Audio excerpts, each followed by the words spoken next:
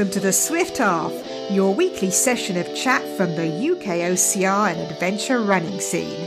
Each week, pub landlord Alan and our favourite regular Ian discuss races, runners and anything else that comes to mind. So pull up a pew, pour yourself a drink and join us for the Swift Half. You're listening to the third most popular podcast for people who like pina coladas and songs stuck in their head. Hey, my friend, welcome to the Swift Half again. How are you doing this week? I'm good, Alan, and you're here. I'm back. I survived the cows. You survived. I'll tell you a bit about the story in a bit because, and everything else, but we'll get onto that. But what's happening with our podcast this week? I have no idea. Do you reckon we're being censored? Because it's happening a lot now. I mean, the fitness racing one, you messaged me as I'm about to leave the door and went, Alan, it's only 40-something minutes long. And we both know it was like an hour. And for some reason, it cut a big chunk out of it. And it did it again last Friday on the Swift Half. So anyone who listens to the Swift Half early only got 3/4 of the episode because it missed the last 15 minutes off. We had people demanding refunds, Alan. A whole refund. We don't give this away for free then. Is that what we're saying?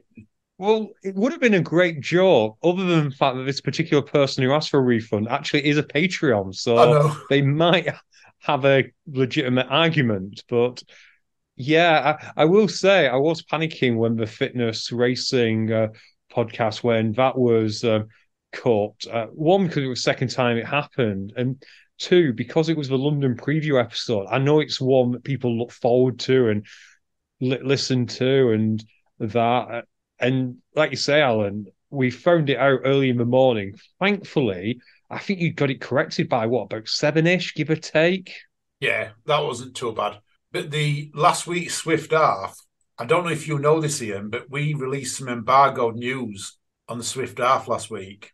And I forgot. Well, I didn't forget it was embargo. I thought the embargo would have been lifted, and I got a message saying, "No, you need to stop it." So all our patrons heard the embargo news.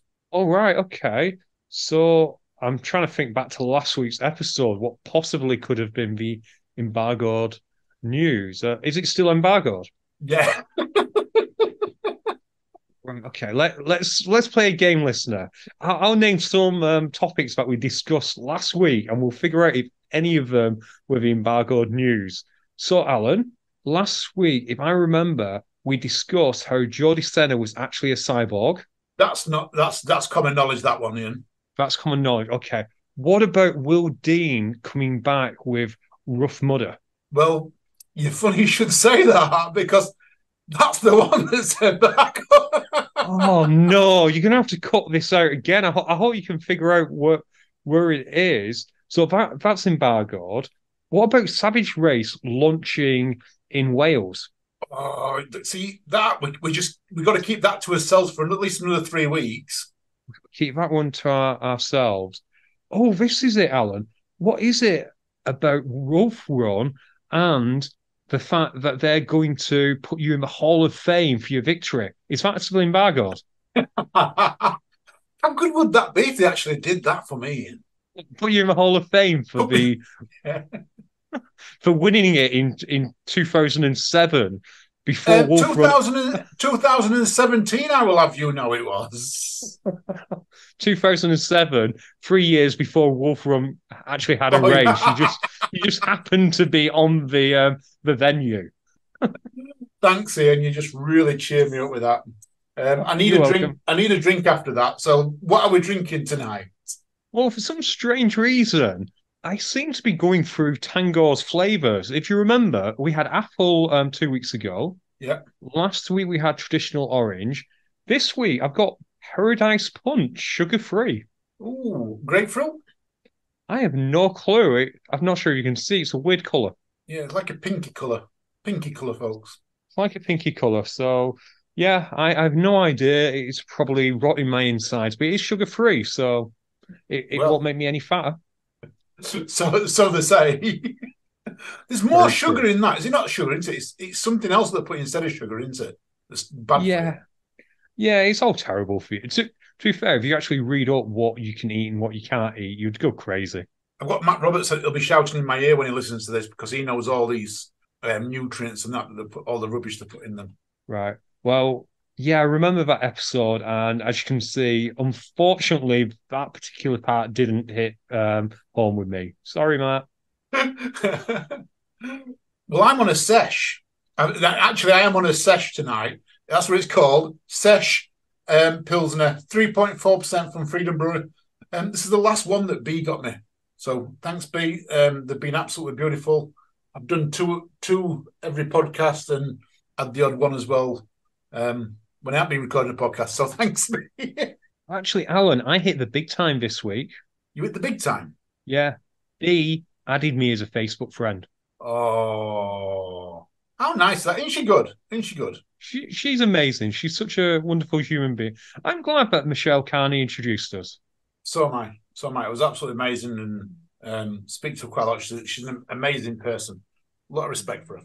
I'm going to fetch her on the podcast again soon. So watch this space, folks. Perfect, Alan. Right. So what topic should we go to? As of, shall we say, Monday, it was looking rather thin on the ground because you'd survived the weekend. We had a teeny tiny bit of High Rocks news that filtered through over the weekend. But other than that, it wasn't looking particularly busy. And then what happened? Well, I thought we were just going to talk about Escape from Meriden on the show. And then, we woke up this morning to several messages regarding the news about, well, I'm not so sure, World Obstacle Sports. Is it the Federation International of Sportive Obstacolo, or whatever they want to call themselves, are merging, is that the right word, with UIPM? And just to confirm, that's Modern Pentathlon. It's not the people who make your computers. Yeah, so basically World Obstacle are joining Modern Pentathlon. I was a bit worried, Ian. I'm going to straight up here. I was a little bit worried when I read this, and I've had to reach out to try and understand something. So this came out 20th of November, and the part that worried me, and I'll be straight up, I'm not going to beat about the bush. We know there were going to be some type of merger, something going off behind the scenes. But there's a part in here that says there will be, so it's point 2. If anyone wants to do it, I might put it in the link. If I don't, remind me and I'll send it to you. There will be only one national federation per country recognised by the respective National Olympic Committee under UIPM jurisdiction. Now, Ian, we know we have got James and the team at British Obstacle Sports doing an absolutely amazing job pushing British Obstacle Sports. And then we have got Pentathlon GB, who've been going much longer, already recognised, already got all that level up and everything else. And I had a big worry. And I'll tell you what my worry is. I'm going to be straight up. I'm going to say, this is my opinion. I think Ian Adamson, who runs World Obstacle Sports, has sold us out. Straight up, that was my thoughts. He has sold them out so that he can get onto a board of an Olympic sport. Which has money. That's my initial thoughts of it. I'm not going to say I'm going to change them thoughts at this moment in time because I've spoke to people. Nothing's made me change them thoughts. Should he have waited? I think he should have. I think we could have been, our obstacle sports racing could have been its own federation in future Olympics. And I don't like this. I really don't like there's only going to be one national federation. So I have reached out. And we think there's a big gap, or I thought there was going to be a big gap here. I thought there was going to be a massive gap between British Obstacle Sports members, and Pentathlon GB members. Okay. So it's not been decided which one's going to take over as of yet. And there's going to be some type of voting mechanism to go forward with it and things like that. Who's going to have the vote? Because it is only the vote at world level. It doesn't mean there can't be two governing bodies, but what it does mean is that only one of them will have a vote at the world level. Does that make sense? Okay, so can I back up a little bit and try and re-explain that for people not from Yorkshire?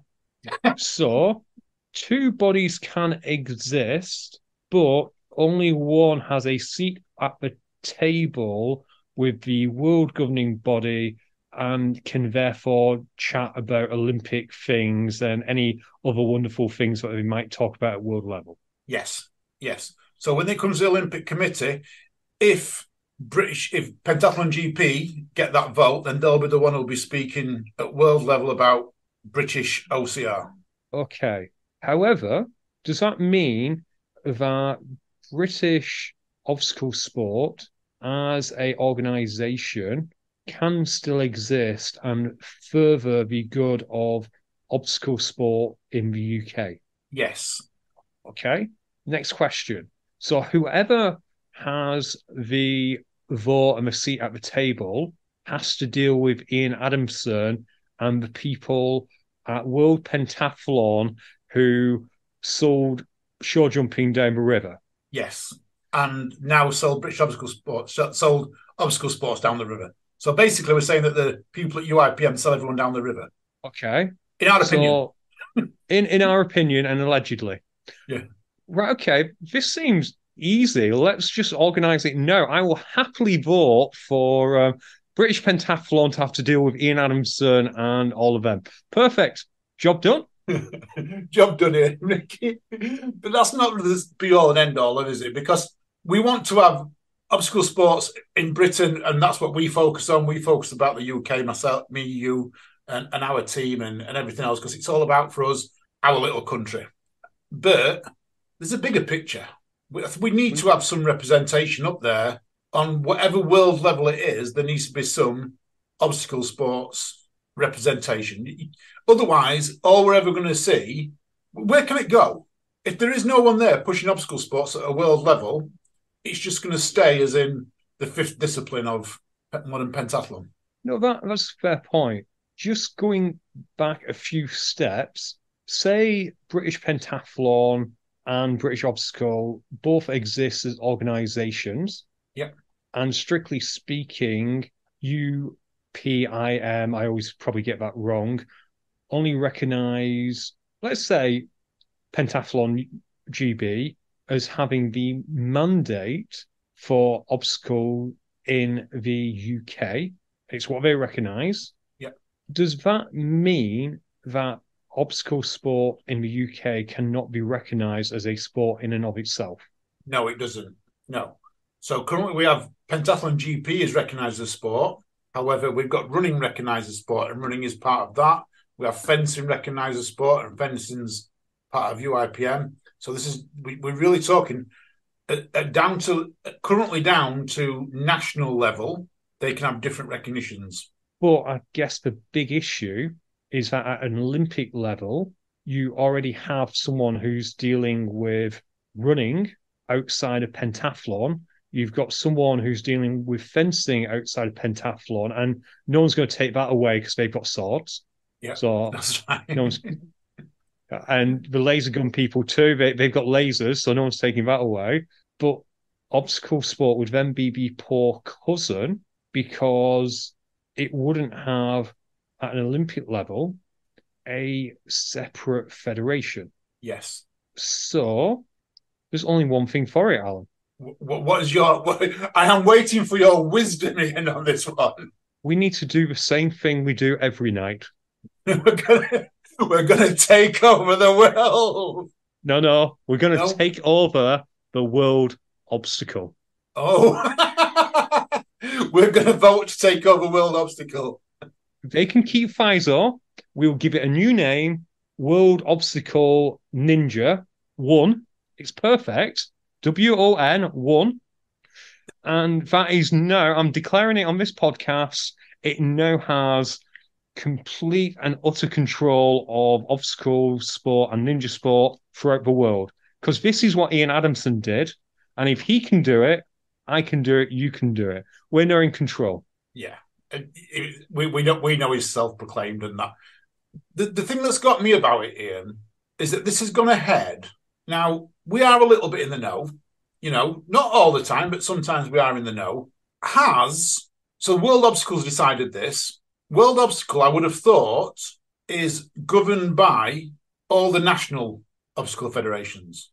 That's what you'd imagine, almost like a UEFA to FIFA, and UEFA is controlled by its national federations. Although to save time, it would usually have like a little committee in there, but they would at least, shall we say, check the temperature? Yeah. So all of these have got to vote on the merger. So they have got to vote on the merger. So all the national federations will vote on this merger. So although it's come out and it looks like it's a done and dusted deal, if you look at UIPM's website, it looks like it's done and dusted. It might not be. Only thing I have, which is causing me trepidation about this, is, to me, and I don't know him personally, but Ian Adamson strikes me as someone who would be in a UEFA, would be in FIFA, and he's probably already been in the ear of multiple people to see whether or not he can push this through. Potentially, yeah. I would have thought he'd have networked and spoke to some CEOs and some people who might have the surrounding vote on boards. However, yeah, so national federations will get to vote on this merger. Members, yeah, can actually put, especially on British obstacle sports, eligible members may submit, I'm going to read this from the paperwork I've got in front of me. Eligible members may submit resolutions to be voted upon for consideration by the board, or must ensure there are 30 signatures of members eligible to vote for the proposal. So if we thought, and I don't know if this is going to be right, if we thought British obstacle sports were going to vote for the merger and people didn't want it, they could get together and they could request that by putting this through the constitution, that as the British obstacle sports don't vote for the merger. And that could happen in any country, because 90% of the countries have got this same constitution. So I'm urging people from Spain. No, I'm not really. I'm not urging anyone. I'm just saying this is what could happen. So it's not a done deal. If you think your national government body is going to vote for it, ask the question: Are you going to vote for it? And then challenge it. There are ways of challenging it. At this moment in time, I don't know which way British obstacle sports is going to vote. There's an AGM coming up. Maybe we might find a little bit more out then. It just seems to be very rushed. I'm surprised they've announced it. What I'm thinking of, it's a real shame that we only have 27 listeners and only 23 of them are members of British Obstacle. That is a very valid point. We could. I don't think I think everyone knows our opinion here, and we wouldn't swing it. We're not big enough to swing the vote one way or another. I just hope. My only prayer is that all the hard work that's gone in behind the scenes with British obstacle sports they don't get the carpet swept from underneath them. And I do hope that if all this goes ahead, and should UIPM, or not UIPM, Pentathlon GP, who, by the way, are only approximately 2,000 members more than what we've got, okay? So the British obstacle sports have got 1,800 currently. Pentathlon GP have got between 3,500 and 4,000. So they're only 2,000 ahead of us, yeah. So they've probably got a little bit more votes, but that's it. If we can get more votes, potentially we could get up there, give us more sway. But if worst case scenario was, and this maybe worst case scenario, Pentathlon GP did get in, I do think that they would speak to British obstacle sports and get guidance when it comes to fifth discipline. That seems fair, and they do have a nice working relationship. Yeah. And they do seem, with my limited communication with them, I say communication, I mean reading their communications, we've never spoke to them, they do seem like good people. Of their 3,800 members, Alan, how many are horses? I wonder if that. I know, seriously wonder now. You've got me there, because we can buy our partners membership to British obstacle sports. Could we get our dogs membership? Potentially. I'm thinking more that the horses would probably vote against the emotion, so it's potential. So, okay, I'm thinking this through. So we could put any proposal if we got 30 people. Theory, yeah, that's in the constitution, yeah. And obviously, submit a resolution. You could submit a resolution to be voted upon. Because what I'm thinking of is, obviously our opinions are known. We're not going to get much of a discourse over this. Our opinions No. are well known, and I think I made my opinion quite clear about 4 weeks ago, maybe 5 weeks ago. But we are, for fairness, how about this? And we probably discuss it off air. But how about a resolution that there is a free vote across the membership for what they want to do? There has to be a mandate for that vote to take effect. I'll let the clever people work out exactly what mandate that is. And it just goes on a straight percentage. See what the members want, whether or not they wish for British Obstacle to endorse the merger.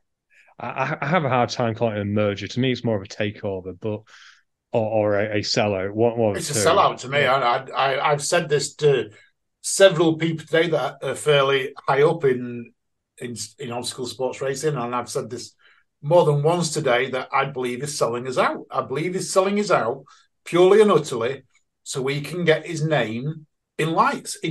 His Wikipedia reads like a bloody CV. He's written it himself. No one in his own right has written his Wikipedia page. He's got a Wikipedia page. Did you not know he got a Wikipedia page? Oh, I did not know he had a Wikipedia page. No, I can only remember the password to my Wikipedia editor. Anyway, carry on. But being serious, I do think if 30 people will support us, I think a free vote across the membership with a relevant mandate, and if that mandate's not reached, then the board gets the decision.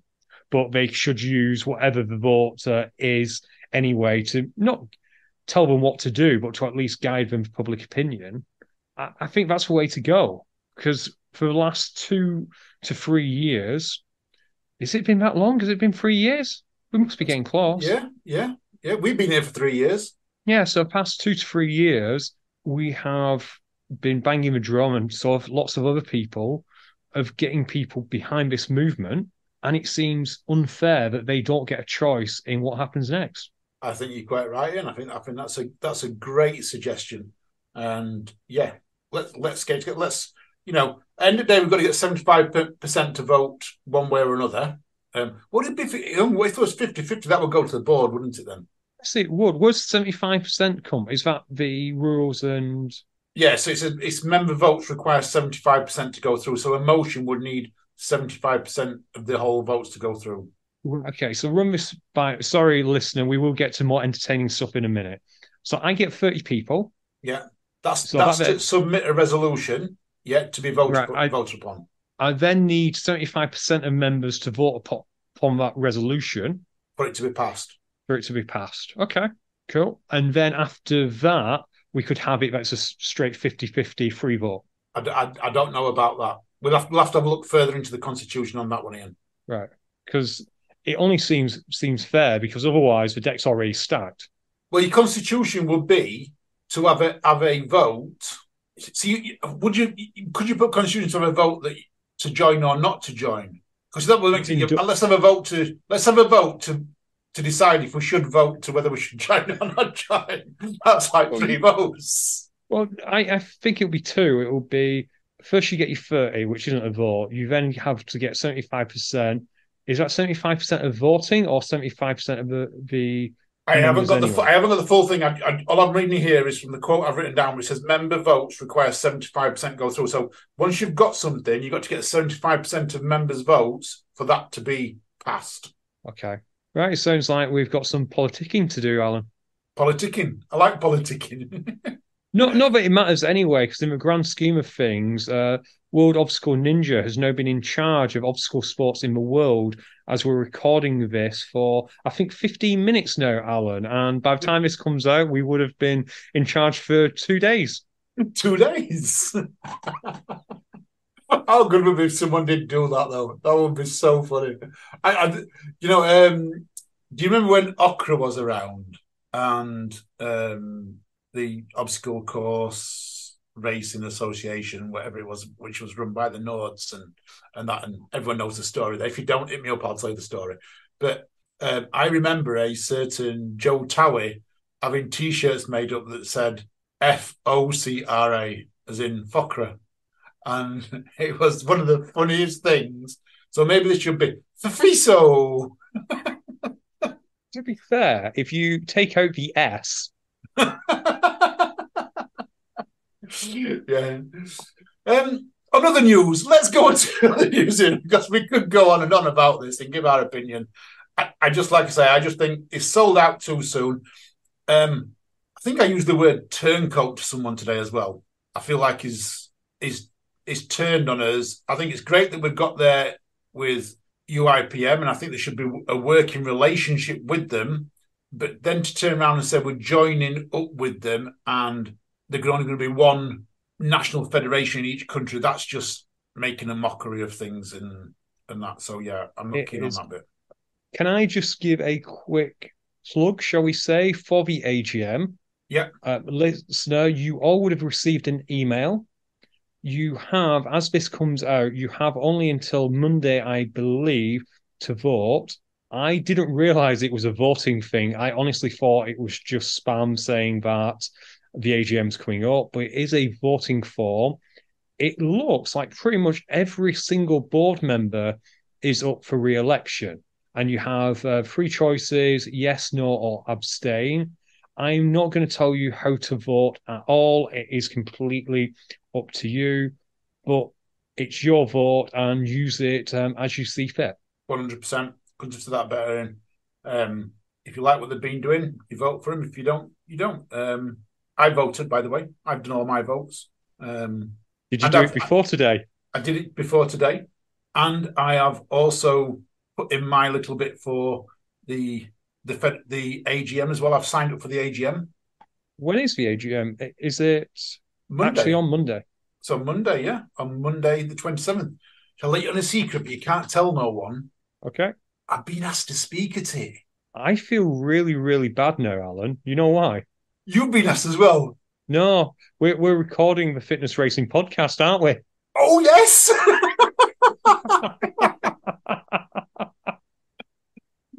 Oh yeah. You see, you're not gonna even watch it. What time is it? I believe.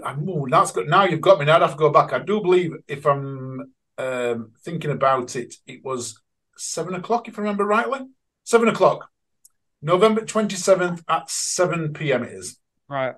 I may be able to drop it on my phone. I don't think we're recording till 8:30, but I am in transit because we're getting back from London. And because everyone sees the world through their own lens, I do suspect this is a massive conspiracy to keep me away from the AGM and keep me away from saying anything that people will regret, the people being me in this case. I'm only joining it because of the Ultimate Season Pass, the draw. This is what I should really read these emails they send me. So the Ultimate Season Pass is like a lot of the races all chuck a ticket in and things like that. And I think Kit Bricks did put a bag in, and Dry Roll lots of people put lots of stuff in, and there's one lucky member gets drawn out and gets to win it all. Did we give anything? You didn't. And I didn't, but Overload gave a ticket. Oh, that's nice of Overlord. Yeah. Should we offer the winner can have a free subscription to the podcast as well? We just have to go on Apple and click subscribe. Subscribe, yeah. We're giving free subscription on Spotify, free subscription on YouTube, free subscription on Apple. Deezer? We've got Deezer still listening. Yeah, I think we have, but I think you can only add it to favourites, so you can do a favorited on Deezer as well.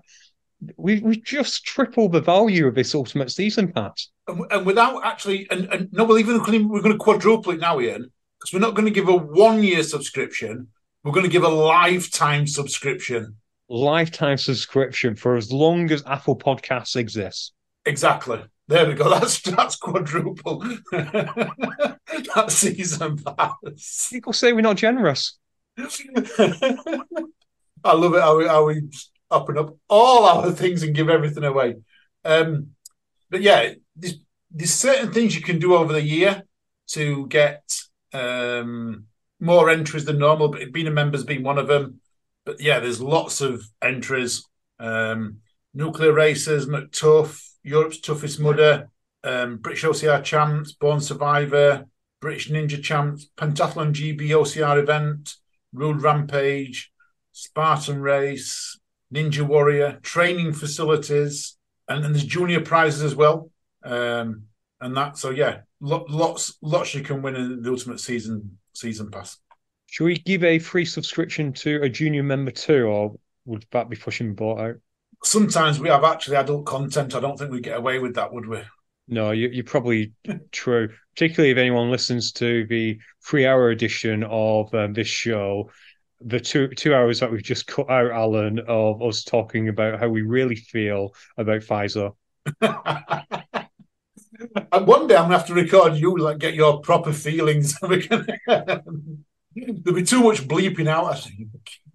Yeah, it would just be one constant bleep. It's weird. For like a week, I liked him. Yeah. Funny. Yeah. Anyway, yeah. let's move on. One more thing. Got one more thing. Yeah. Listening to this on Friday. If you are not a British Obstacle Sports member, yeah, or you want to get an extra year in, do it on Friday with code Black Friday. Okay. And you'll get to keep it at current prices because prices go up this Friday and for memberships as well. So it's not a sale, it's more of a delayed price rise. Yes. Black Friday delayed price rise. Are we doing a Black Friday sale? Yeah, we're giving away nothing for nothing. Sounds about we're right. Charging nothing for nothing. Free membership, free subscription to our podcast. There we go. Yeah, that worked. We will say, listener, if we see any Black Friday deals, we will post them on our socials. Also, if you haven't already, go on Solo Mudders Facebook group. There is a Black Friday post on there, which the team will update as well. Yeah. Have you bought anything in Black Friday yet? No, it's not Friday yet. Can I tell you what I bought this week? Is this what you bought, or what you're going to say came through complimentary? No, I bought something this week. Or should I say, I've committed to buy it. Okay, you've committed to buy. You got a plot of land, haven't you? Close, mate. I'm buying a house. Oh, that's awesome. Yeah, I'm buying a house. I'm being an adult. You're all grown up. I'm all grown up now. Yeah. How many kids later? Yeah, I'm buying a house. More on that another time.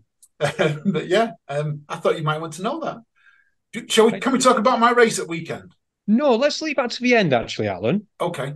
We'll leave it to the end because Chartable rewards us if people listen all the way to the end. So we'll definitely talk to your race at the end. And even if you skip forward now, it will still count as a point on the charts or whatever. Should we talk about Spartan? Oh, let's go Spartan. You've got the Spartan race series here, haven't we? That's what we're talking about. I have. Firstly, it has still not been clarified, that question we asked about what happens if you are a age group runner, but one particular race you happen to end up on a pro podium. Because to remind the listeners, it is top 3 get pro points, if I recall. And then after that, 4th place is first in their age group.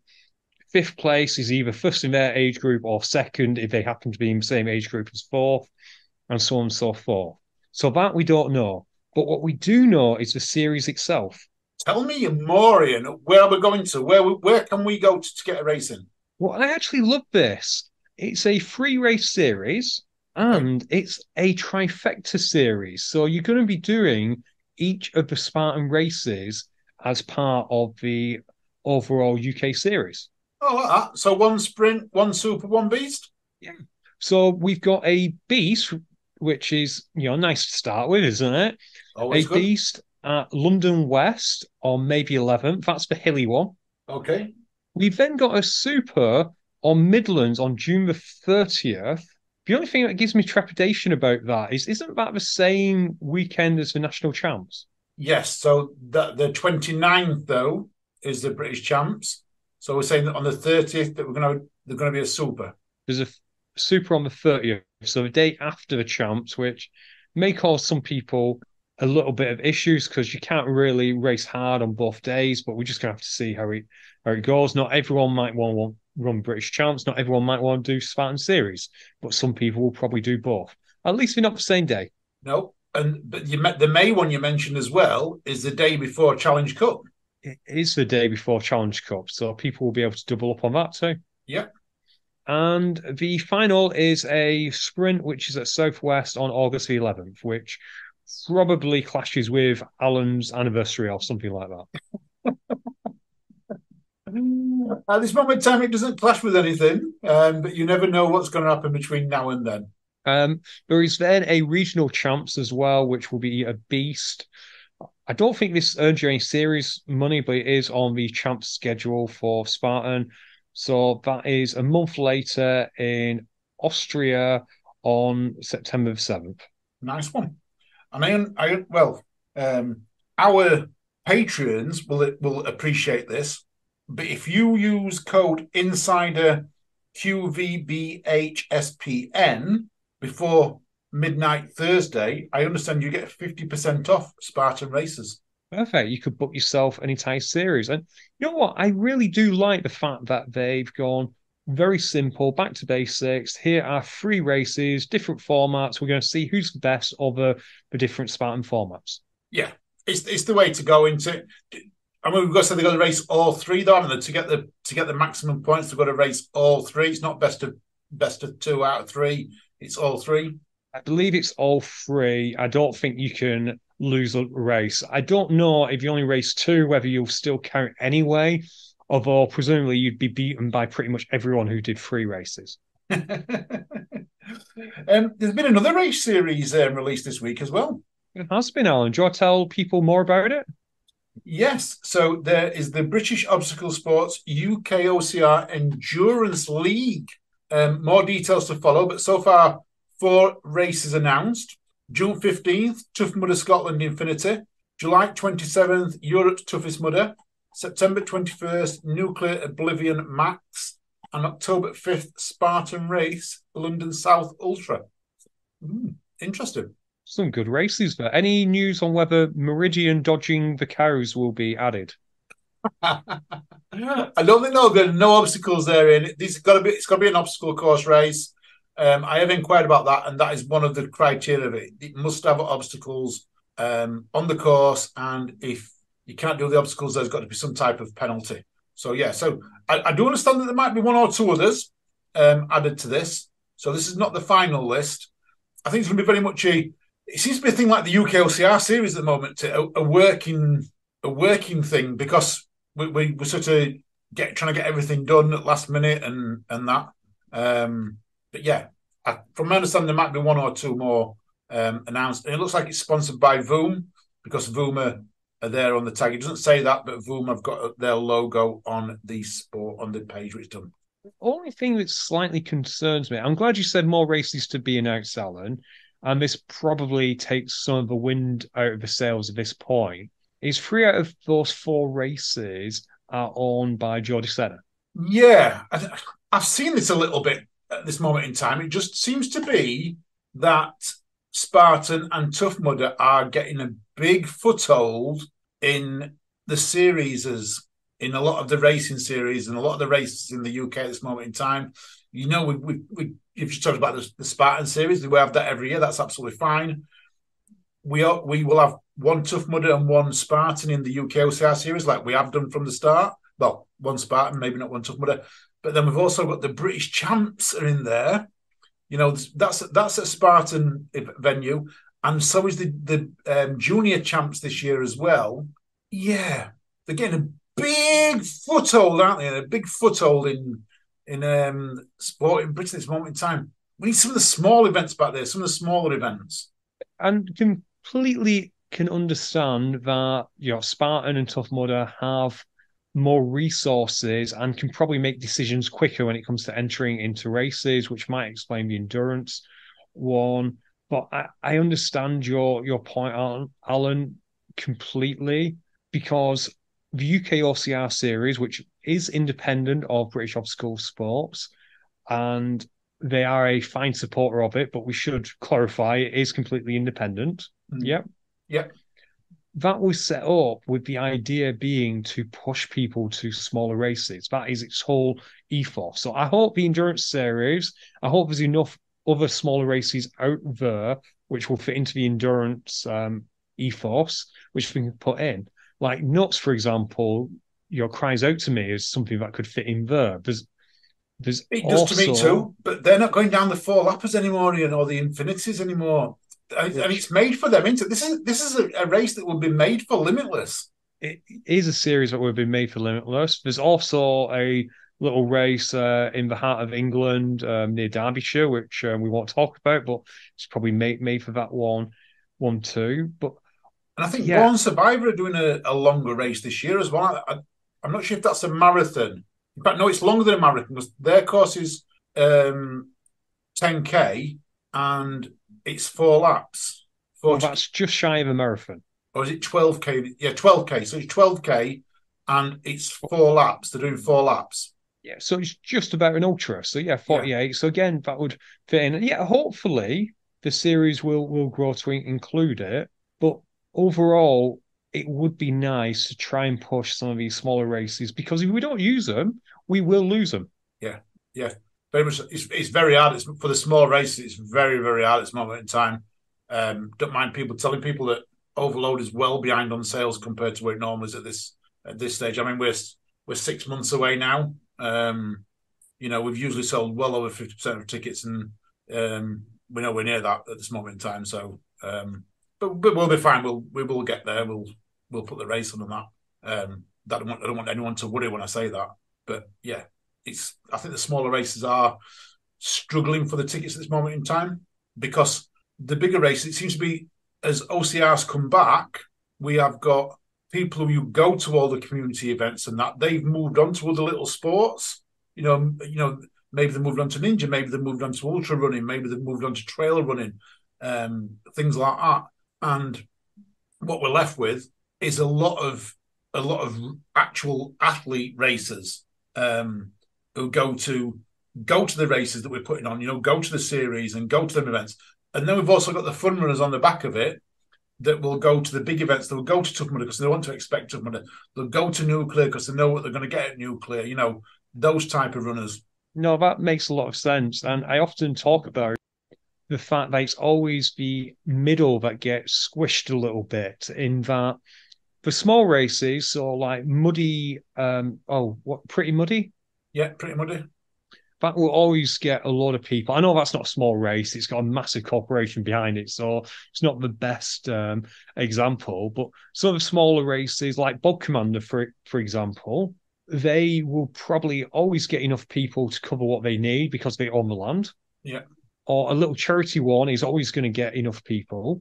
But you then in the middle section where you need close to 500, 600 people to just break even, they're the ones which they could miss it by 100 people, and that's all she wrote. Yeah.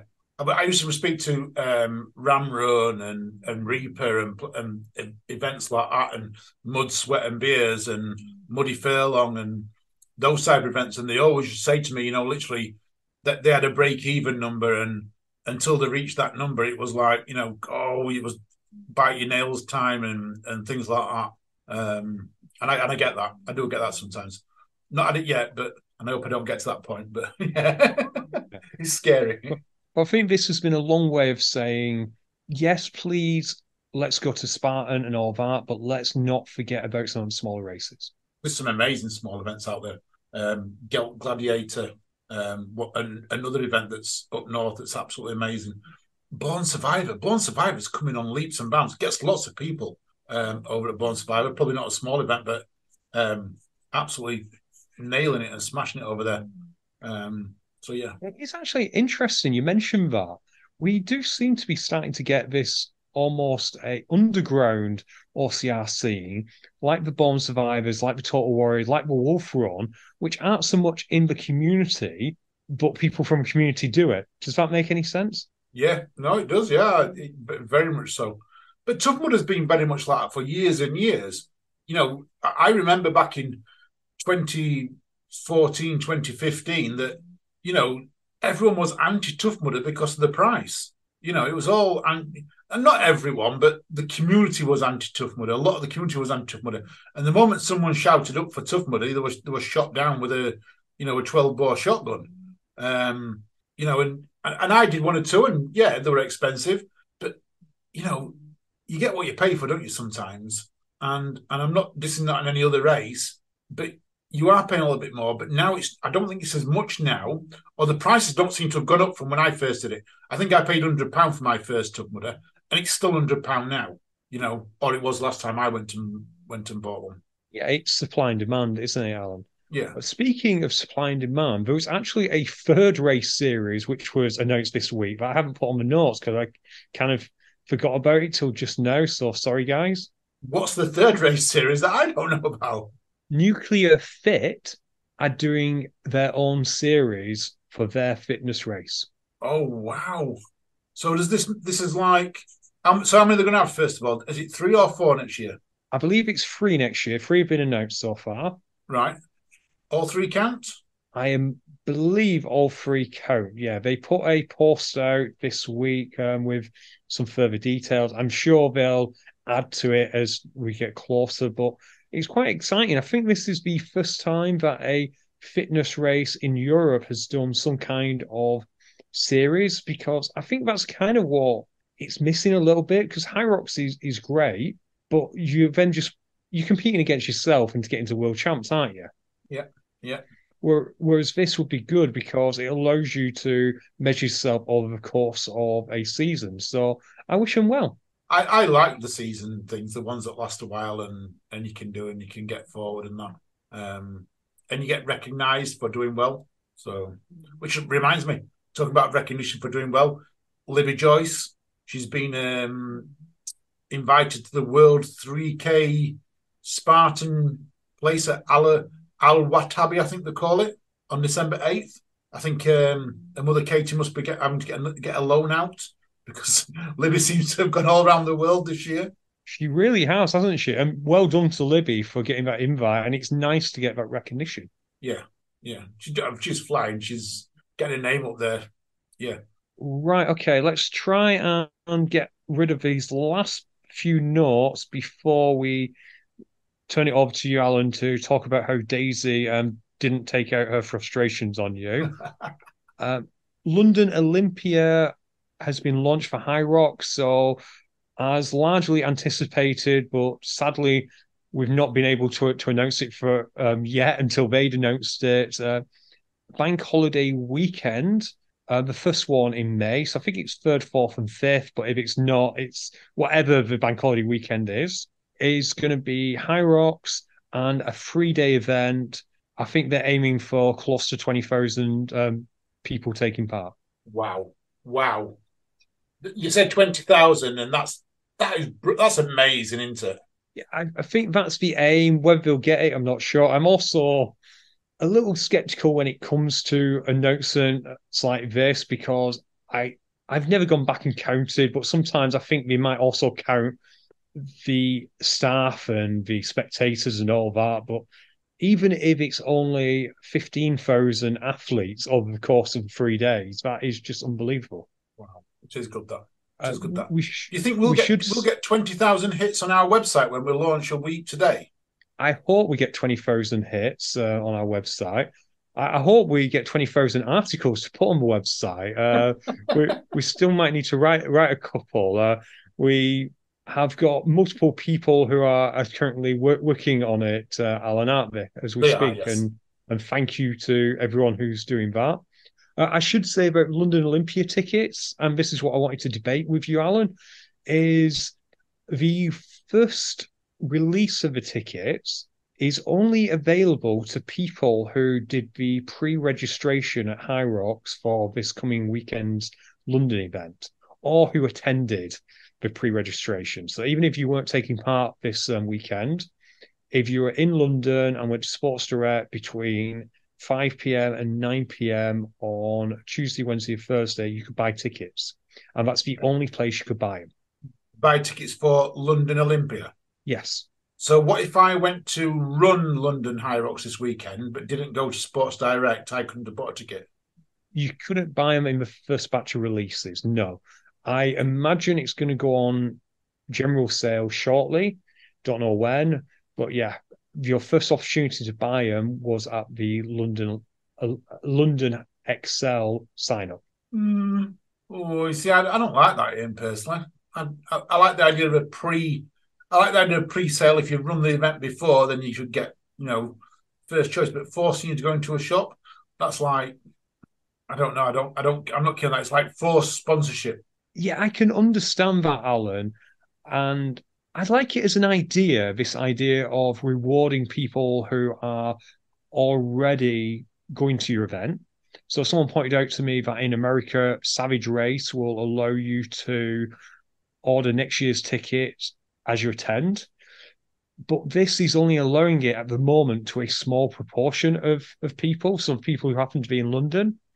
I also kind of get that idea. High Rocks are really trying to push this idea that they want their London events to be attended by London people. They want their Manchester events to be attended by Manchester people, and so on, so forth. Alan, what's your view of that? Of trying to, Yeah, I get that a little bit. I do get that a little bit, but then you also want people from outside to travel. You can't. Is the race big enough to attract only people from a certain area? Maybe it is at this moment in time. Maybe it is, especially down in London. Manchester, potentially, yeah. So if through Manchester. Glasgow, maybe not. Maybe they're going to go outside.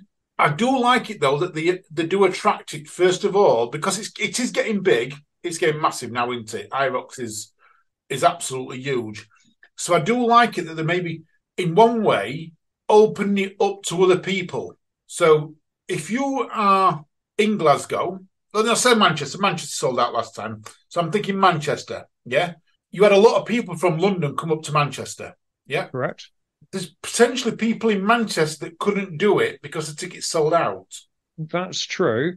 I guess the counterpoint is, would those people just happen to be around in Manchester the week before another event to buy those tickets? If that makes sense. If you knew you were going to get first choice, then yes. So yeah, that's true. If I was gonna go, I'm going to talk about a race that I want to do. So I know I want to go down to nuclear races. Yeah, I live within 30 miles of nuclear races. I don't, but for an example, I live within 30 miles of nuclear races, and I know that nuclear races have sold out its last 5 events, and people have travelled from all over the country to go to these events, and I've not been able to go. And nuclear races said to me, if you want to come to our race, if you can come to our venue 6 weeks before, we will guarantee you a ticket. Whether you turn up and just say, hi, I've come to buy a ticket, absolutely fine. And you've got a window to do it in. You've got 1 weekend to do it in. I would travel 50 miles to get my ticket. Yeah, you know what? That's actually not a bad idea. You have convinced me. And I probably should stress that High Rocks don't have a anti-people from outside. And they absolutely love all of us crazies who do every single event. But it's probably good marketing because if you're selling 50,000 tickets over the course of a season, I don't know what the real number is, but 6 events, 50,000 seems about right to me. But if you're selling 50,000, it's better to sell those 50,000 to 50,000 people rather than to 10,000 people. Yeah. And I like it now. They're doing it now well into their lifespan rather than when they did it at the beginning, because now they're well into it.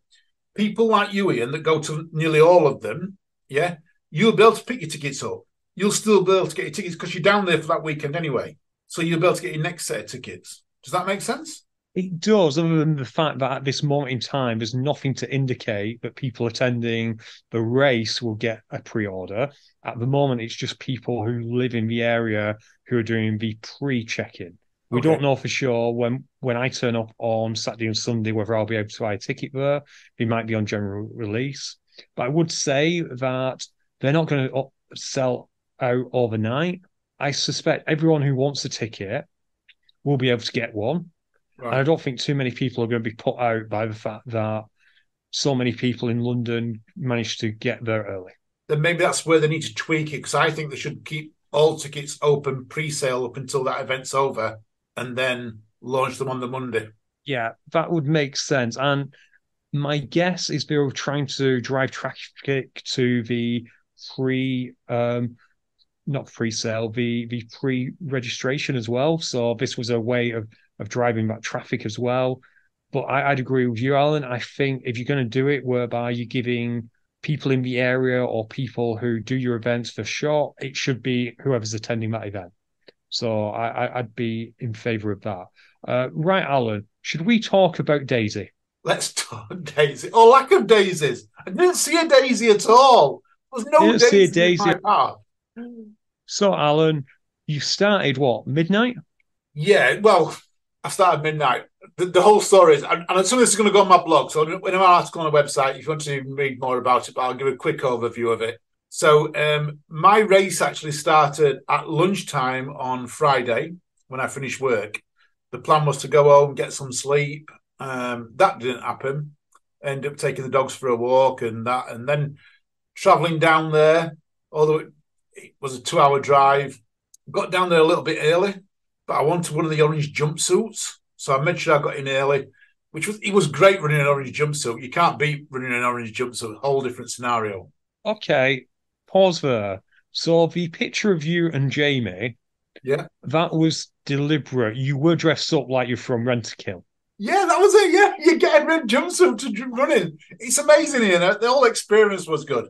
I'll go more into the blog, but a bit about my race. We started off really well, Ian. We were running 5.5 minute miles for quite a while in the dark. It was amazing the start, though. I've got to mention the start. You all start on a green, and there's no big klaxon. There's no somebody shouting 10, 9, 8, because you're in a village, and they've got to be like quiet in this village. So there's a bloke just goes around and going, "It's midnight, we can start. It's midnight, we can start." Whispering to people. So there was no formal let's go. It was literally, if you happened to be next to this guy, you got like a 30-second head start. Yeah, that was it. Yeah. And then everyone just sets off in different directions. It's crazy. Absolutely crazy. Can I go back a bit? You said you were running 5.5 minute miles. Really? Oh, sorry. 5.5 miles an hour. Sorry.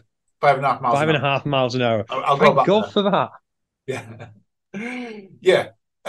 We started off right at the back. We were the last ones to leave the cross. I think we started about 4 or 5 minutes past. We were the last ones there. We set off running really, really well. There were a couple of challenges.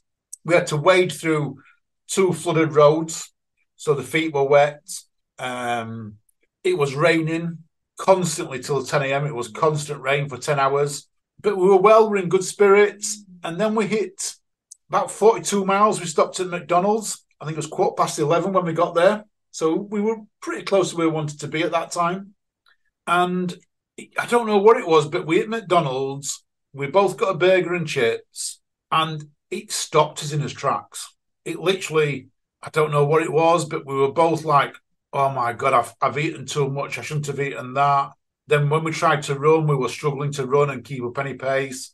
So we went to a walk for a while.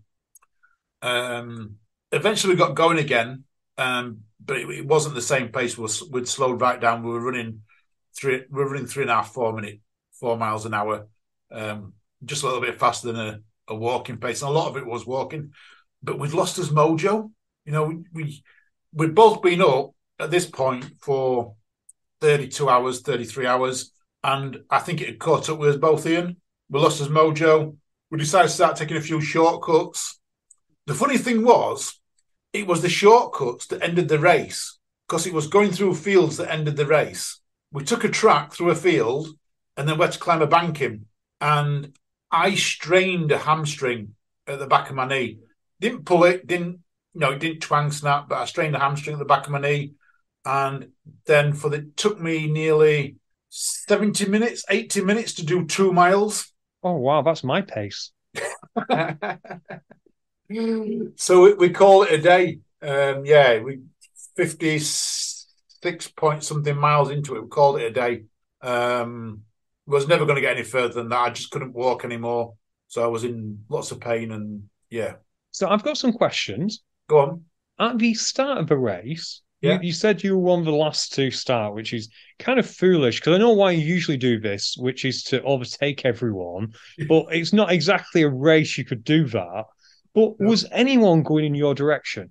Yes. So the way we went, there was about 30, 40 people with us for the first half a mile. And then we come to a roundabout.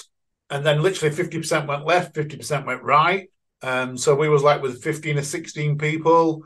And then all of a sudden we went from 15, 16 back up to 30 because some other people who've gone a different way joined our group, which was like really strange. You know, they started off in a different direction, ended up joining us. And then you just whittle out a little bit. We met up with a guy who ran with us for a fair few miles. His Garmin wasn't working, so he ran with us for a fair few miles. And then he left us, as we went through Tamworth, he left us and went right, and we went left. And then 10 miles later on, he actually came and just joined us again from nowhere. And it was like, it's really strange, Ian, and everyone's wearing the bright orange jumpsuit, so you can't miss who you're running with. Are you sure he was real? Yeah, it was real. It was definitely real, yeah. Did he look like Rob? Did you imagine that Rob was running with you? Well, here's a story about Rob. I'm going to give you this about Rob because Rob couldn't run with us.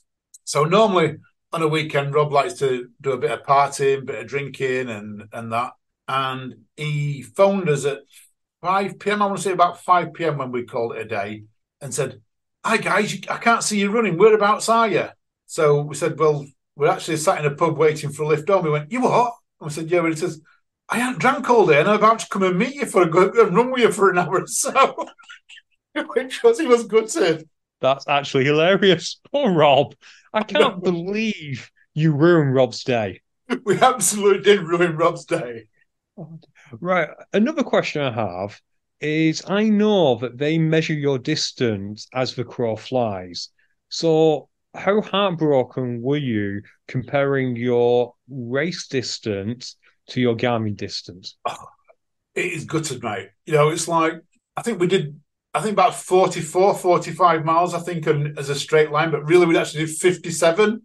It's like, I have actually covered an extra 11, 12 miles than what you're putting me down as. What's this about? Yeah, it is a little bit gutting. You know, the worst part about it, though, when we was looking where we were going, and I said to Jamie, I'm going, this is not right. We've covered 40 miles here. And I'm looking at my Garmin and I'm saying, and as Garmin's only says 45, I'm thinking, we're doing absolutely amazing here. And then I realised it was on kilometres or something like that. You know, it was bang on or something like that. It was kilometres, that they got kilometres and we were doing miles. And yeah. Oh, no. Yeah, that was a bit strange. But yeah. So what I have learned is McDonald's are a great post-race snack, but they're not a during-race snack. Definitely not a mid-race snack. That's next year. That is completely off the menu for me. Stick to what I should have stuck to what I took with me. You know, I'd got sandwiches with me. I'd got nutrition with me. I should have just stuck to what I've tried and tested, and everything else worked for me. I finished with 0 blisters. Yeah, so it's the first time I've run past 50 miles without getting a blister. So well happy for that. I had 0 blisters, no hot spots, no formation of a blister. There was nothing there. The legs, everything felt really, really good right up until I got injured. Yeah, my heart was probably a little bit down, but I actually felt well. I actually felt good. Okay, last question. Well, I've got 2 questions, but last question about the race. What was it like? Because you'd started at midnight. Yeah. And you were running initially on roads other than the weird road thing, which wasn't a road. Maybe we'll come back to that. Maybe we won't, and we can read it on your blog. What around about 6 a.m., 7 a.m., as people were waking up, what was that feeling like to just see people on their morning routine? It was a bit different for us because when the sun was coming up, we was actually in the middle of nowhere. So we was literally for about 5 or 6 miles. We were running little villages, and there was really no one coming up. It was like a Saturday morning. But there was a really strange part. We went through. They're going to shout at me. I can't remember the village name, but it said the historical capital of Mercia. I want to say Repton, but whatever village it was. And this was about 9:15 on a Saturday morning as we were going through there, 9 o'clock, 9:15. And there were kids going into school, Ian. And that felt really weird. At 9:15 on a Saturday morning, kids going into school. And I was shocked. Private school, but they were still going to school. Yeah, that would be shocking. I wonder if it's a religious school. It might be the Jewish faith that goes in on a Saturday because Friday's a day of rest or something like that. I'm not sure.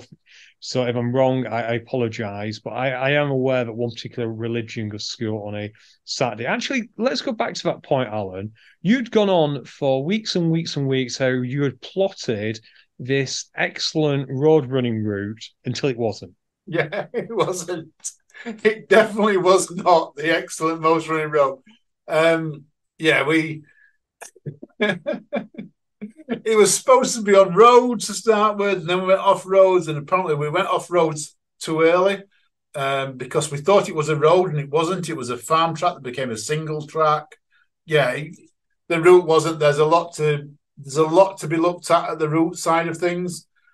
I have realised though, Ian, I did try and stick to A roads, knowing that the A roads would potentially have footpaths on them.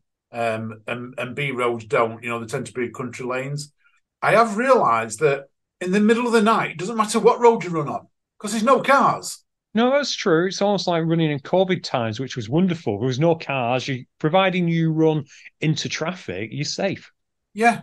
So next year, and I am going back next year, I'm going to plot the route and we're going to run B roads to start with because that was what made the distance a little bit longer because I was trying to stay on roads where I thought there was going to be paths at the side of the road, but we don't need to. Let's run in the middle of the road. It was amazing running down some of the middle of the roads in some of the places. Right, it does sound like fun. You've answered the other question, which was, are you going back next year? You've also answered the question I would have followed up with, which is, will Daisy get you next year? No, but Farmer Giles and his combine harvester going down this country road definitely will. That's it. You've got it. Yeah, definitely going back. If anyone wants to sign up, apparently, if you're listening to this on Friday, registrations opens midnight tonight. So midnight on Fridays when registration opens. You will love the race. It's cheap as chips. They've made some changes apparently, which I quite like. So the price is going to be really cheap as chips. And I do mean that. I'm told it's going to be £30, but let's wait and see. But if you want a medal, you actually purchase the medal as an extra, and then you also purchase a boiler suit as an extra. So depending on what you want, they're trying to keep eco down. And I like that idea of purchasing a medal as extra. No, I agree, Alan. I thought in my mind when you said they've made some changes, I was wondering how on earth can you change a race that literally has no route? What are you going to do? Make you do it on pogo sticks or something? They told a story at Information about reading signs as the year before someone ran down a path where it said no through road, but they'd been down it the year before and they continued down this road. They ran over a couple of muddy paths and everything else to find that the bridge they crossed last year had been washed away. So they had to run back. And on the way back, this crusty mud that they ran across actually gave way on the way back. And they ended up being waist deep in mud and losing a shoe. So at registration, everyone took one shoe off and toasted it to him, which was quite funny. That's cool. I like it. Sounds like a good race. Probably not for me, but I think it will be for some listeners out there. Will it be this time next year, so November time? Yes, 14th, I think they've said. I think they've already said 14th. 14th November. So if you don't happen to be doing World's Toughest Mudder next year, and you want a long race, it's definitely something to look into.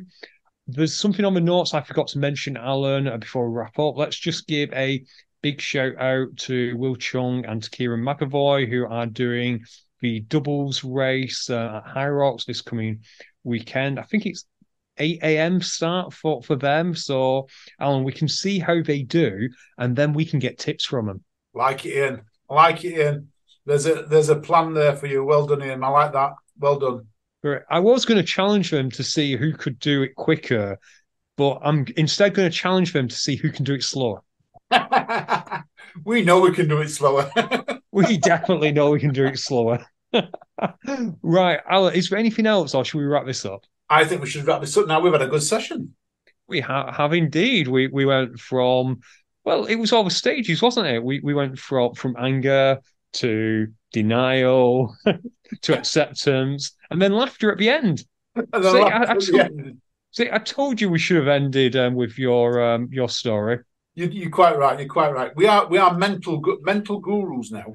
Well, we're mental. I'll give you that. Right. And on that bombshell, I'm going to say it's a goodbye from me. Listeners, thank you very much for listening. Don't forget to hit the subscribe button if you've not already done so. You take care. You stay safe. We'll speak to you all soon.